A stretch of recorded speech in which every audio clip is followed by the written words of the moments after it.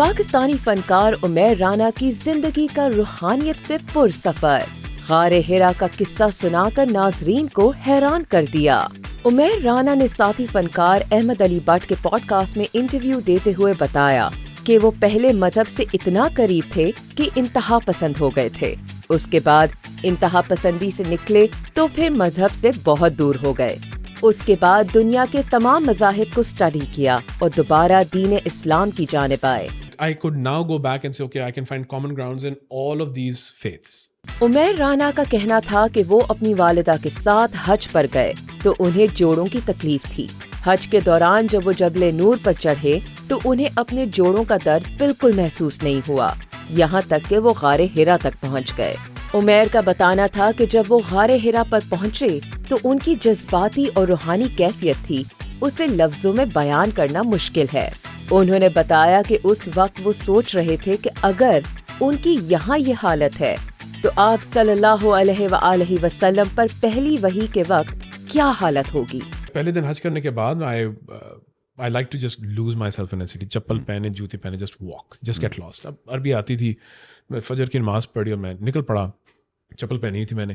اس وقت میرے گھٹنوں کے ٹھیک ٹھاک ایشوز تھے۔ I was asked not to climb stairs, not to squat, نماز بیٹھ کے پڑھیں، زمین پہ نہیں۔ It was that bad. تو میں چلتے میں کہا یار یہ پہاڑ دکھا لگ رہا ہے، اچھا یہ جبل نور ہوگا۔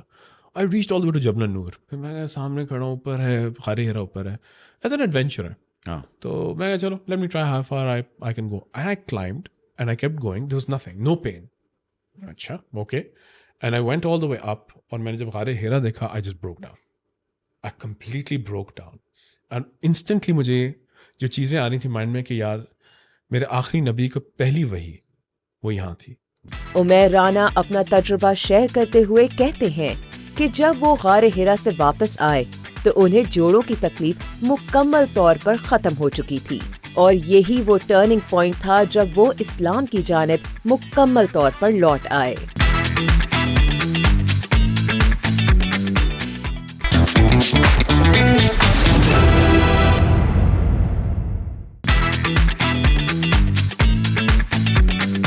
پاکستان شوبز انڈسٹری کے مشہور اداکار منیب بٹ سے ایک شو میں سوال پوچھا گیا کہ دنیا میں کوئی ایسا شہر جو آپ کو بہت پسند ہے اور جہاں آپ اپنے شوبز کیریئر سے ریٹائر ہونے کے بعد شفٹ ہونا چاہتے ہیں۔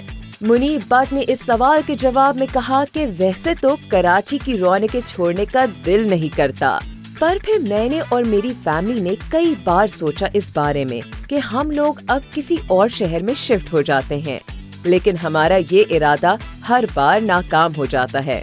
انہوں نے کہا کہ اگر کراچی کے علاوہ میری کسی پسندیدہ شہر کی بات کی جائے تو وہ مدینہ ہے۔ مدینہ رہنے کے لیے دنیا میں سب سے بہترین شہر ہے۔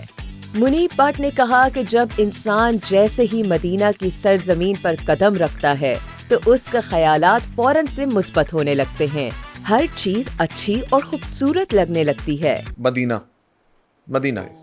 بیسٹ پلیس ٹو لیو۔ مدینہ میں مطلب ایک مدینہ میں جب آپ شہر میں شور آپ گئے ہوں گے، مدینہ میں جب آپ اسٹیپ ان کرتے ہیں نا تو ایک الگ مطلب ایک الگ وائب ہے یار، ایک الگ انرجی، ایک الگ وائب ہے، مطلب ہر چیز اچھی لگ رہی ہوتی ہے آپ کو۔ اس شہر کا ماحول باقی دنیا سے بہت مختلف لگتا ہے اور وہاں کے لوگ بہت اچھے اخلاق کے ہیں۔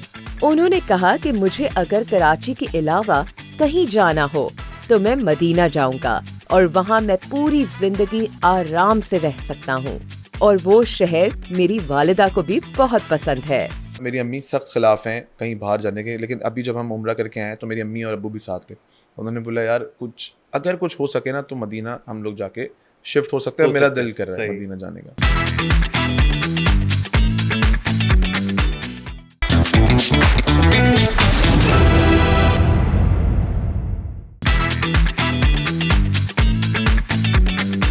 ہیرا مانی کی ناک سے سنگنگ کرنا سوشل میڈیا پر وائرل ہو گئی۔ یہ ناک سنگنگ کیا ہوتی ہے؟ آئیے بتاتے ہیں۔ پاکستانی اداکارہ ہیرا مانی اکثر موقعوں پر اپنا شوق پورا کرنے کے لیے گلوکاری کرتی نظر آتی ہیں۔ ہیرا مانی کی سوشل میڈیا پر گلوکار جنید خان کے ساتھ ایک ویڈیو وائرل ہو رہی ہے جس میں انہیں گلوکار نے اسٹیج پر بلا کر مائک تھمایا اور لیجنڈری گلوکارہ نازیہ حسن کے گیت کی فرمائش کی۔ ہیرا مانی نے مائک پکڑنے کے بعد جنید خان سے اپیل کی کہ پلیز ان کا مذاق نہ اڑایا جائے. اس کے بعد انہوں نے گانا شروع کرنے سے پہلے خود اعتراف کیا کہ وہ ہمیش ریشمیا کی طرح بہت ناک سے گا رہی ہیں. اس کے بعد ہیرا مانی نے گلوکارہ نازیہ حسن کے گیت میرے محبوب سن گایا، جس پر سوشل میڈیا صارفین نے ایک بار پھر ان کا مذاق بنایا اور گلوکاری چھوڑ کر اداکاری پر دھیان دینے کا مشورہ دیا. بہت ناک سے گا رہی ہوں، یہ ہمیش ریشمیا ہے.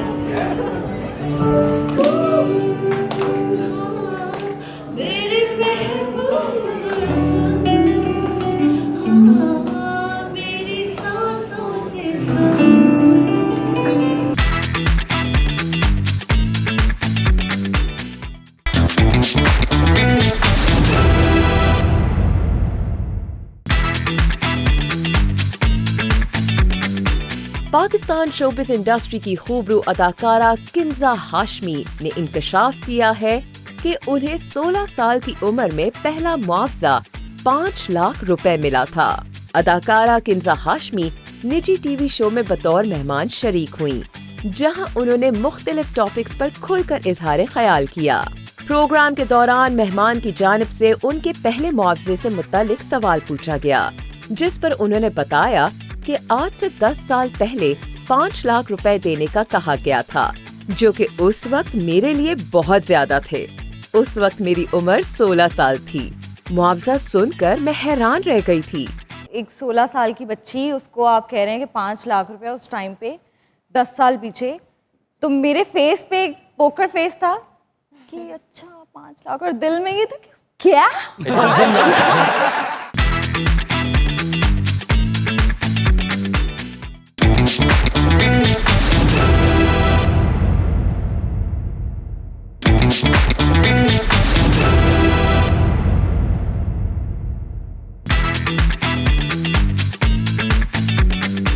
گلوکارہ آئمہ بیگ ینگسٹر سے خوف زدہ ہیں یا حسد کا شکار؟ دعویٰ کر دیا کہ گلوکارہ نہال نسیم ان کی کاپی کرتی ہیں. انڈر ریٹڈ پاکستانی گلوکاروں کے بارے میں بات کرتے ہوئے آئمہ بیگ نے کہا کہ فبیہہ اور نرملا سمیت کئی لڑکیاں ہیں جن کے لوگ نام بھی نہیں جانتے ہیں، لیکن ایک لڑکی جس پر مجھے بہت فخر ہوتا ہے وہ نہال نسیم ہے.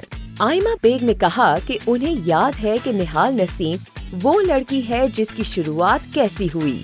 نہال نسیم سر سے پاؤں تک مجھے کاپی کرتی ہے، اور نہ ہی صرف آواز بلکہ میری طرح دکھنے میں بھی میری نقل کرتی ہیں.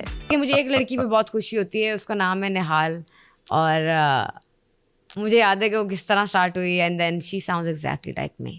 اچھا جی، شی ڈز. اینڈ شی از اگر مجھے کسی کو بتانا ہو کہ اچھا one of my proudest moments, I would say کہ اچھا یہ this is something also I achieve, because she literally like totally copied me from head to toe. جب ان سے پوچھا گیا کہ کیا یہ تعریف ہے تو آئمہ بیگ نے کہا یہ میرے لیے ایک کارنامہ ہے کہ میں نے کسی کو اتنا متاثر کیا کہ اس نے میری نقل کی ہے. یہاں یہ بات قابل ذکر ہے کہ 18 سال کی نہال نسیم اس وقت عاشر وجاہت اور نائل وجاہت کے ساتھ اپنے وائرل ہونے والے گیت صدقے کے لیے خوب پذیرائی حاصل کر رہی ہیں.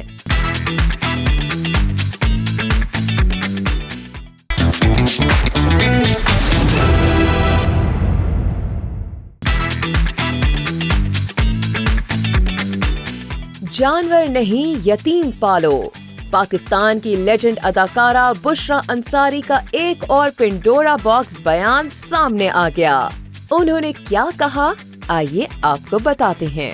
پاکستان شوبز انڈسٹری کی سینئر فنکارہ بشرا انصاری نے کہا ہے کہ پالتو جانوروں کے شوقین افراد زیادہ جانور رکھنے کے بجائے کسی یتیم بچے کو گود لے کر پال لیں. ایک پوڈ کاسٹ میں اداکارہ کا کہنا تھا کہ وہ ایسے لوگوں کو جانتی ہیں جو اپنے پالتو جانوروں پر لاکھوں روپے ماہانہ خرچ کرتے ہیں، مگر اگر وہ کسی بچے کو گود لیں تو اس سے ثواب بھی ملے گا اور کل وہ بچہ ان کو سلام بھی کرے گا. انہوں نے مزید کہا کہ اگر جانوروں کا شوق ہو تو ایک تو پالتو جانوروں کو پال لیں، लेकिन दर्जनों बिल्लियों और कुत्ते पालने से बेहतर इंसान को परवरिश देना है। बुशरा अंसारी ने कहा कि पालतू जानवरों पर अपनी कमाई और मेहनत सर्व करने से बेहतर है कि बच्चे गोद लें, जिससे इंसानी जिंदगी का भी भला हो जाए।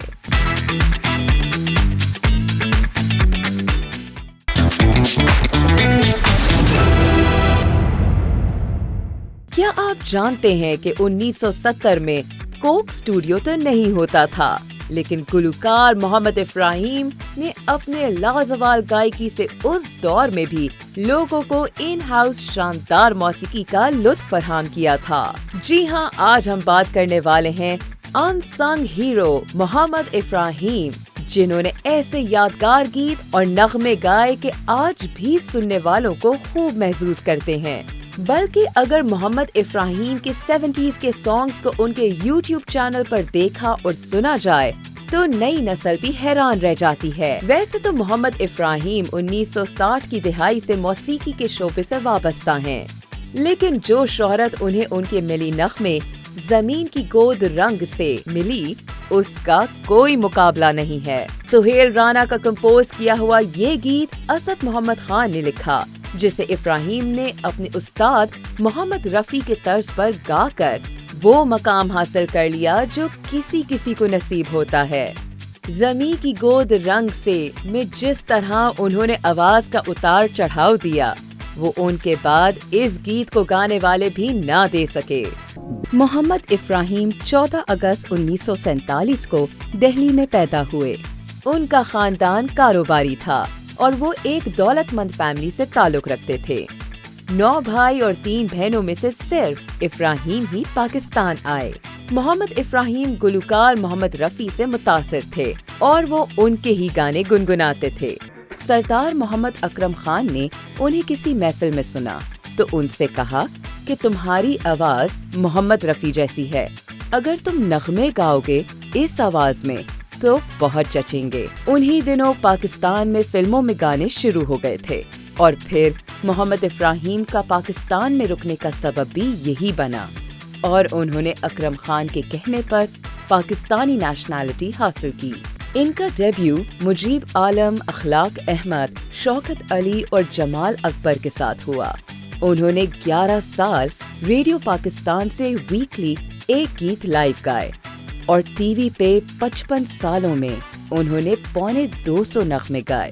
इफ्राहिम ने पाकिस्तान में रूना लैला, अहमद रुश्दी समेत बहुत से गुलकारों के साथ भी गाने गाए और बहुत मकबूल हुए।